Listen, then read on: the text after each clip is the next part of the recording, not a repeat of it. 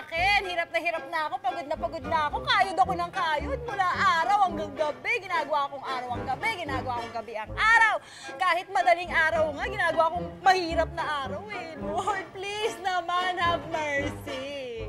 Hoy, ba't mo ako pinapamigay? Ha? What you say? Sabi mo kasi have mercy, loka. Mercy, ibig sabihin nun, awa. Humihingi ako ng awa sa Diyos. Hindi naman mercy na short for Mercedes. Ikaw talaga, oh. Alam mo ikaw, nagagawa mo pang biro talaga yung mga problema mo eh, no? Eh kasi naman ate, pag hindi ko dinaan sa biro tong buhay ko, naku, baka mabaliw ako. Tingnan mo na lang, una muna, maglalaba muna ako sa kapitbahay. Tapos nun, maglalako kami ng yosi at saka ng candy, tapos mangangalakal pa kami. Tapos, nililinis pa ako ng CR na Mrs. Paclamiban. At eto ako ngayon, no? Washing the dirty cars of the Philippines. Diyos ko, pati ba naman CR ng ibang tao, ginagawa mo pa? Uy, huwag mo nga ismulin yun. 100 pesos per CR din ang singil ko, no? Eh, ikaw ate, baka gusto mong palinis sa akin ng CR. Gaga, Diyos ko, kung may 100 ba ako, sa tingin mo magtatrabaho pa ako dito? Ano ka? Oo nga naman. Kita mo nga dito palang hirap na tayo. Anak, linis.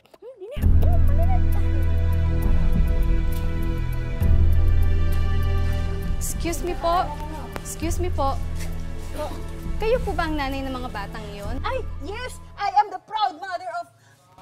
Imbitahan po sana namin kayo sa aming opisina. Teka ba, bakit ipuhulog kayo yung mga anak ko? Taga DSW. Alam ko kung taga saan kayo, pero huwag niyo kunin yung mga anak ko, wala kayong karapatan! Bitawan niyo! Bitawan niyo yung mga anak ko! Sila, dali. Kunin mo na. Bitawan niyo sinabi! Dali na kayo.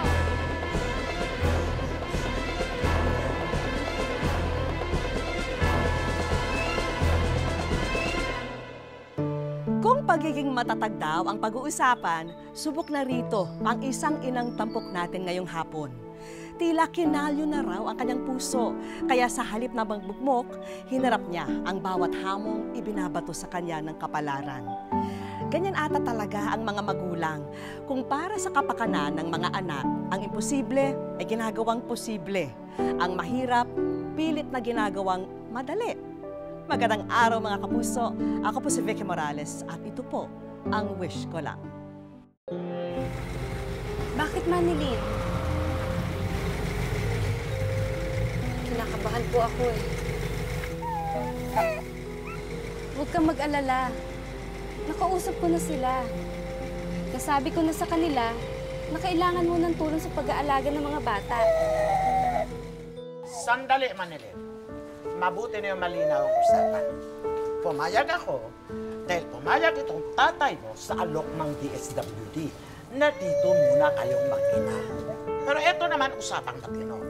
Pag nakaluwag ka na, aalisin mo na sila dito. Klaro? Ano ka ba naman? Anak natin siya. At mga apo natin sila. Uy, bakit?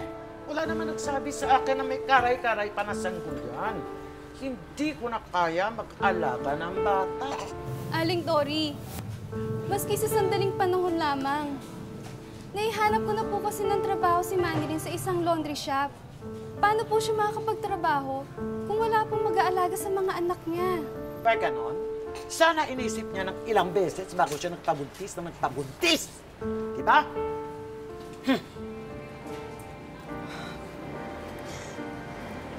Di bali na lang ho. Babalik na lang po kami ng mga bata sa Maynila. Kaya naman. Manilyn, hindi pwede yan. Kukunin ng ampunan ng mga anak mo. Siya. Marami pa akong gagawin. Iwan na yan kung iwan to. Sige na. Sige po kahit sina Michael at Egg na lang po yung iiwan ko. Ako na lang kung bahala dito kay Nina. Pwede ba? Tama ng drama. Marami pa akong gagawin. Kung iwan. Kung alis.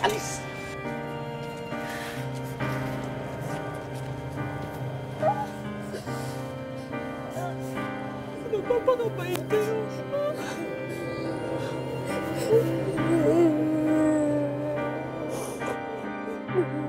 Labag man sa kanyang kalooban, napilitan si Manilyn na pansamantalang iwan sina Michael at Egg sa kanyang mga magulang. Dito ka muna, anak, ha? Sandali lang, magtatrabaho lang si Mama. Sandali lang.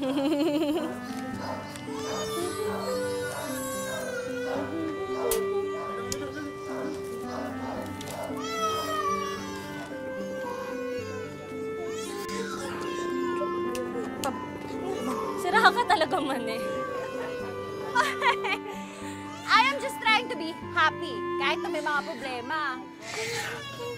Diyos ko, Manilyn, si Nina nangingitim na! Nina? Hindi na. Nina, ano? Oh, Ricardo! Andito magaling mong anak. Mano po?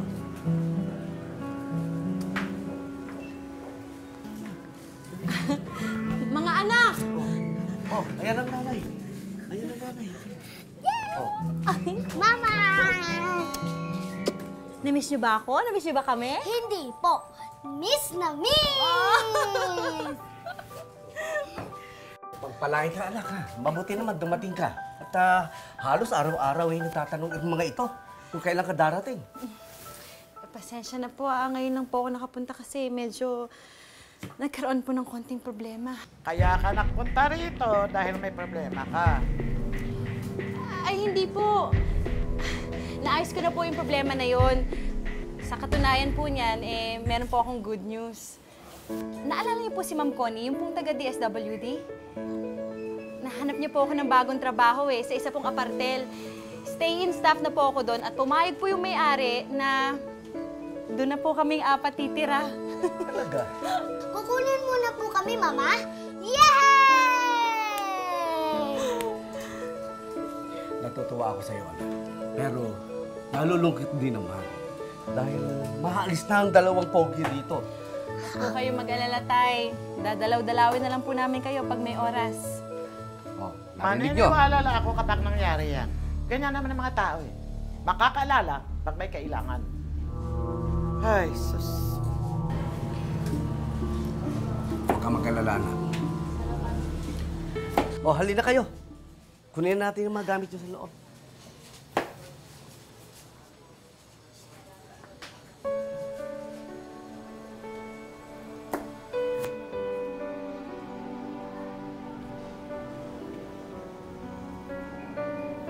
Nay, Oh, matanong ko lang ho sana. Bakit ho ba parang ayaw niyo po sa akin? Di ba anak niyo naman po ako? pwede ba tigilan mo ako ng mga drama mo? Sige. Ako, hindi ko pinangarap na magkaanak. Pero yung tatay mo, yan ang mapilit. Kaya nakanda hirap-hirap kami sa buhay. Saka ikaw, tingnan mo sarili mo. Wala ka mga anak, hindi ka maghihirap ng ganyan. Baka maginhawa ka na ngayon sa buhay mo. Alam mo, Nay, hindi naman ho ako nagsisisi na may mga anak ako Kasi sa totoo lang, sila ho yung nagbibigay ng buhay sa akin. Sila ho yung dahilan kung bakit ako nabubuhay. Ano ibig mo sabihin? Kung maginhawa po yung buhay ko, pero wala sila sa tabi ko, siguro hindi po ako tatagal. Di bali na ho na mahirap kami, pero basta magkakasama kami, okay lang. Kaya nga, ano nga ang ibig mong sabihin? Na mas mabuting tao ka kaysa sa akin? Na mas magaling ka, ganon? Ha? Hindi po. Hindi po yun ang ibig kong sabihin. Ang sinasabi ko lang ho,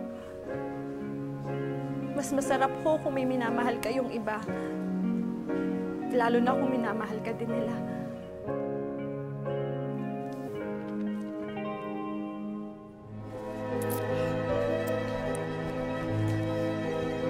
Oh, ready na kayo? Opo. Ready na po kami. Yan. Maraming salamat po, Taya. Pasensya na po kayo sa abala. Ay, walang Oh, pasensya na kayo mga apo ha. At wala akong may papabaon sa inyo. Ha? Naku, tay, okay lang po yun. Ako nga ho nagpapasalamat sa inyo sa lahat po ng tulong ninyo. O sige na, Oo. magmano na kayo sa lolo't lola ninyo. Sige, magpapakabuti kayo ha. Napakabait. Salamat po, tay. Ingat kayo. Ingat kayo.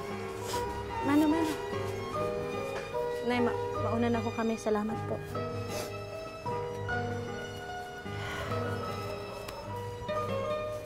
Sige na.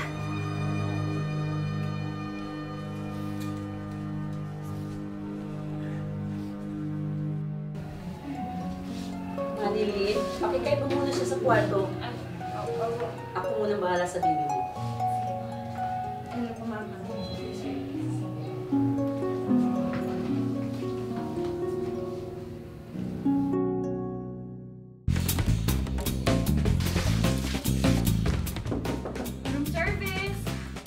Masaya si Manilin dahil bukod sa libre ang tirahan sa bagong pinapasukan, ay nagagawa pa ngayong mag-aral ng kanyang mga anak. Ngunit mabigat na gawain naman ang kapalit ng magandang kapalaran nito.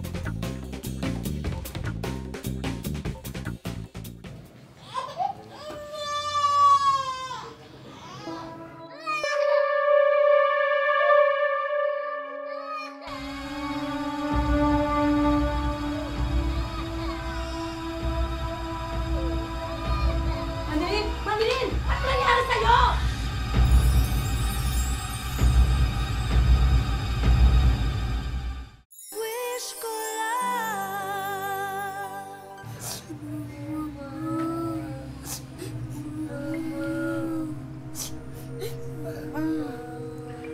Oh, ano nangyari? Bakit kayo umiiyak? Bakit ako nakahiga di? Mahiga ka lang dyan. Ma'am, naku, sorry po. Hindi po ako natutulog. Hindi ko nga po alam ba't ako nandito eh. Nawalan ka ng malay kanina. Ma'am, sorry po talaga. Sorry po. Tapatin mo ako. Ma'am, hindi po ako buntis. Nahilo lang po ako pero hindi po ako buntis. Wala nga po akong love life eh. Hindi yun. Ano ka ba? Ang sasabihin ko sa'yo, kaya mo pa bang magtrabaho dito? Eh, yun nga po, ma'am eh. Medyo nahihirapan po ako dito. Isip ko nga po kung uuwi na lang po kami ng mga bata. Saan kayo pupunta? Medyo masungit lang po yung nanay ko pero mabait naman po yung tatay ko eh. Kakapalan ko na lang po yung mukha ko. Kung ganito na lang, may maliit akong nakubo sa likod ng bahay ko. Kung gusto mo, pwede kayong tumira ng mga bata doon. Talaga po? Ang gagawin mo lang, para sa akin, alagaan mo yung garden ko. Naku, ma'am, salamat po. Sige po. Pero, ang tirahan lang ang kaya ko maibigay sa'yo, ha? Pero ikaw pa rin ang maghahanap ng pambili at para sa mga bata. Ay, naku, upo naman, ma'am. Kayang-kaya ko po yun. Nakitera naman po ako eh. Dahil sa kagandahang loob ng kanyang amo sa apartel, nagkaroon muli ng matutuluyang bahay sina Manilin. Ngunit hindi pa rin sapat ang sinasahod niya para sa kanila. Kaya pagkatapos ng mga gawain sa bahay, magtitinda naman siya ng ice cream sa kalsada. At kapag naubos na ang paninda, pangangalakal naman ang aatupagin niya. Oh, eto pala yung mga gwapo anak, my very handsome boys. Kiss nga, kiss, kiss. Kiss, oh, kiss, Thank kiss. you. How are you? Ang ganda-ganda naman ni Nina. Siyempre, mana sa akin. Nanay mo yan, Michael? Ha? Ba't wala na po sa nanay mo? Hoy, bakit niya pinagtawanan sila? Naghahanap buhay sila na maayos, hindi sila magnanakaw. Ito mga batang to. Ay, naku. Lagot sa akin yung mga bata na yun. Kilala ko yung mga parents nila. Isusumbong ko sila. Salamat po ah. Manilin, ito nga pala si Majel. Kakilala ko, kasama ko sa Bible study. Nice to meet you po. Balita Pasensya na ko, masipag ka daw at magaling. May i-offer sana ako sa yung trabaho. Trabaho po? Oo. Meron akong kaibigan na may online English tutorial classes. Nagtuturo sila ng English online. Pwede ka doon. Mayroon silang free training para sa'yo. Ako po magtuturo ng English?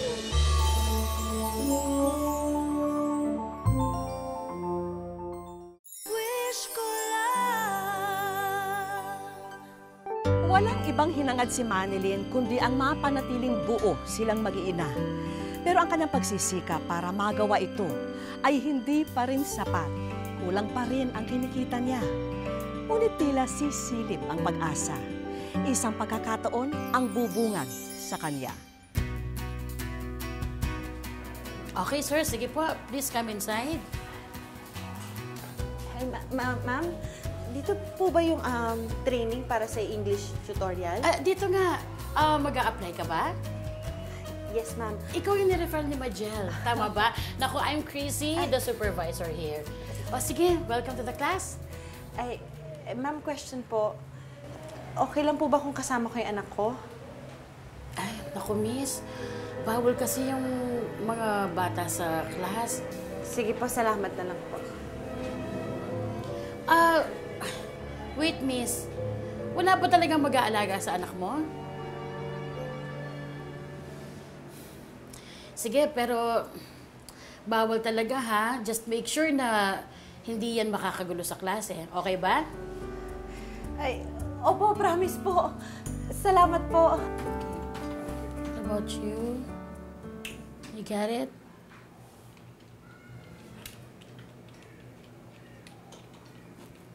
Manilyn? Is something wrong?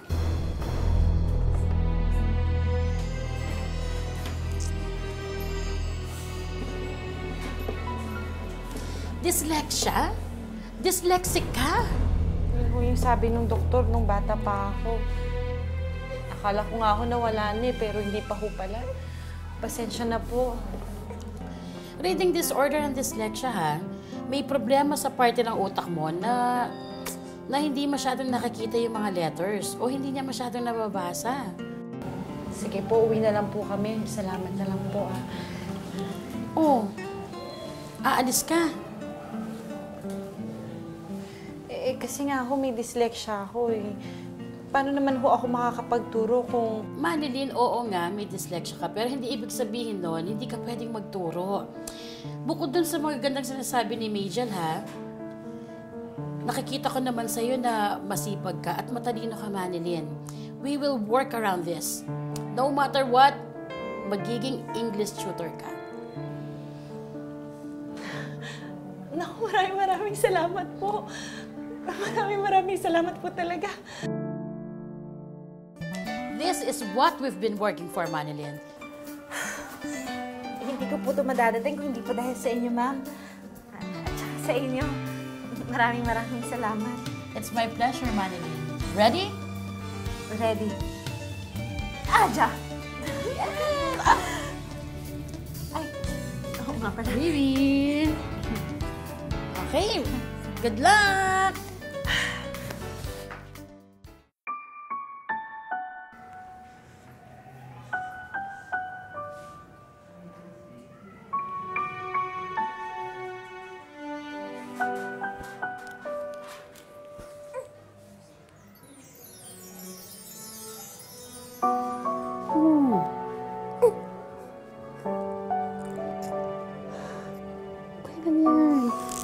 Marami naman ang hindi nakakapasa pag first interview. We'll try hard next time. Hindi na po kasi ako dapat nag-ambisyon eh. Hindi na ako dapat nangarap. O bakit? Para sa'yo ba yung pangarap mo? Di ba hindi naman? Ito para sa future ng mga anak mo, di ba? Para mas gumanda yung kinabukasan nila. Sensya na po talaga, ma'am.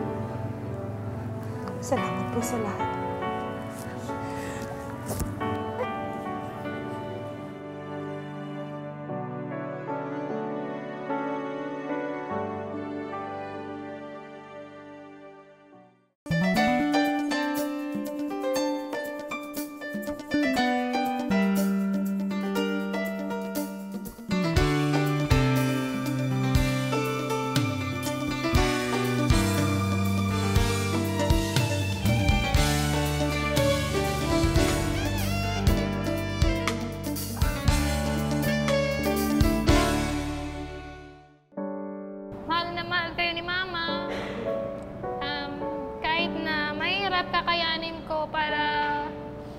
maibigay ko yung mga pangangailangan nyo. At saka kaya natin to. Lagi ko sinasabi sa inyo, wala man kayong tatay, pamilya tayo, buo tayo. Mula raw noong nasa sinapupunan pa niya ang panganay na anak at hanggang sa isilang ang kanyang bunso, inakap na ni Manilyn ang sakripisyo ng pagiging magulang. At hindi lang ito para maging tanglaw, kundi maging haligi na rin para sa kanyang 3 anak. Naghiwalay po kami nung kalibin ko po. Tapos po, 3 months yung bunso ko noon. Kailangan ko po ng magtrabaho para po wala po akong ibang maasahan sa mga bata. Kaya ginawa ko po, pasan-pasan ko yung baby ko, nagka-car wash po ako. Tinatry ko po na maghanap ng mapapasukan. Kasama po yung bata. Nag-a-apply ako, mananahe.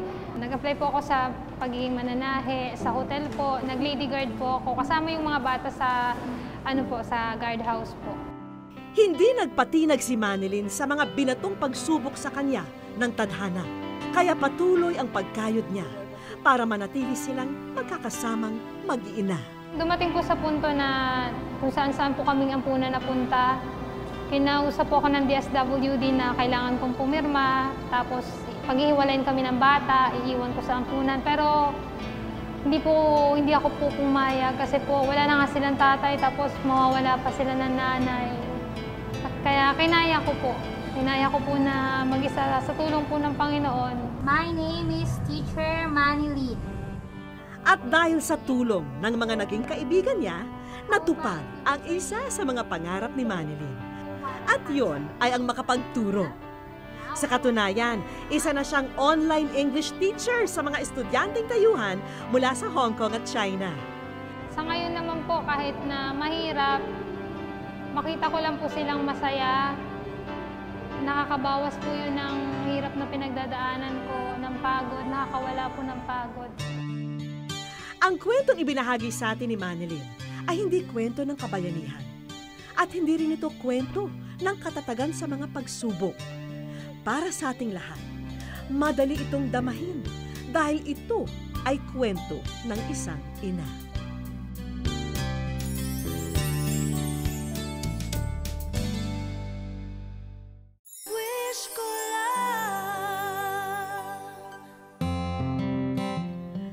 Hapong din yun, ibinalita namin kay Manilyn na may isang estudyanteng banyaga na nais kunin ang serbisyo niya bilang English teacher.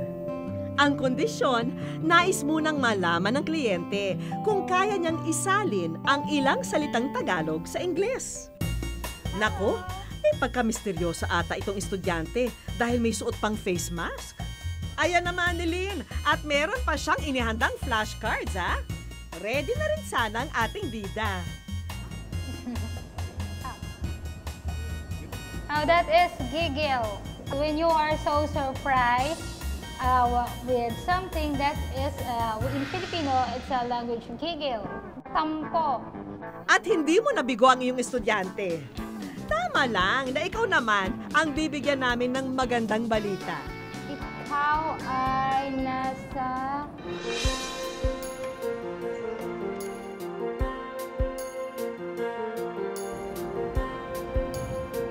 Hi, Manilyn!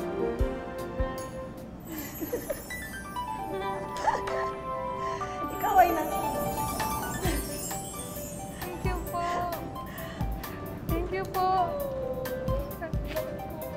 Sorry po yung iba po, mali. Akala ko po, Korean, baka hindi po masatisfy. Sorry po. Magkahalong pagkamangha at tuwa ang nadama ni Manilyn sa aming unang pagkikita. Napino mo ngayon? Masaya po. Para po sa mga anak ko to. Para po sa mga anak ko to. Gaano mo kamahal ang mga anak mo? Sobra po. Labis mo kaming pinahanga, Manilyn. Kahit kulang tayo, lagi ko sinasabi sa inyo na pamilya tayo. Si God ang papa nyo at hanggat kaya ni Mama, kakayanin ko. Hanggat kaya ng katawan ko, bibigay ko. Mabuti pa'y sumama ka muna para makita mo kung saan nakapwesto yung kausap mo kanina.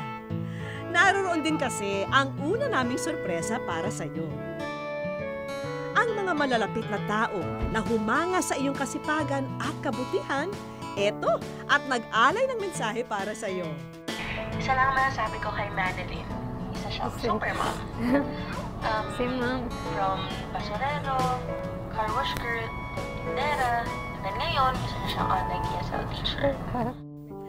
Malaki rin daw ang utang na loob ni Manilyn sa kanila. Sila raw kasi ang kanyang naging sandala noon.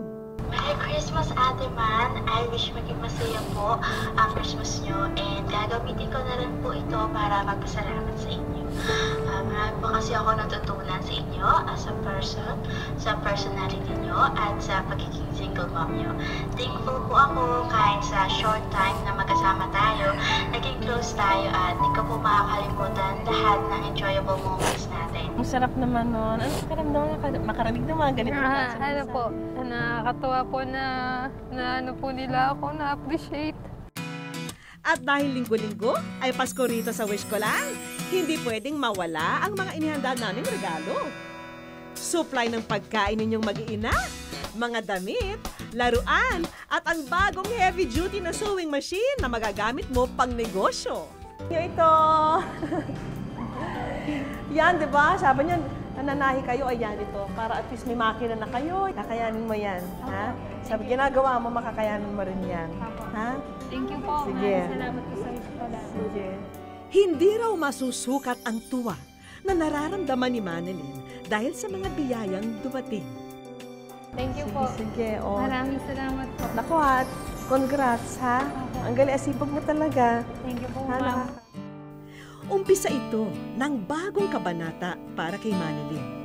Panatag kami na sa angking kasipagan at pagmamahal niya bilang ina, hindi imposibleng isang happy ending ang naghihintay sa kanilang mag-iina. Mahirap tibagin ang pangarap na pinagsisikapan at mahirap pasukuin ang taong nagmamahal.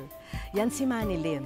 Naway sa kanyang pagbuklat ng bagong kabanata sa kanyang buhay, masuklian naman ang lahat ng kanyang sakripisyo at mapawi ang inalay niyang dugo at pawis para sa kanyang mga anak. Happy New Year po mga kapuso! Ako po muli si Vicky Morales at ito po ang Wish Ko Lang. At sa Diyos ipalala.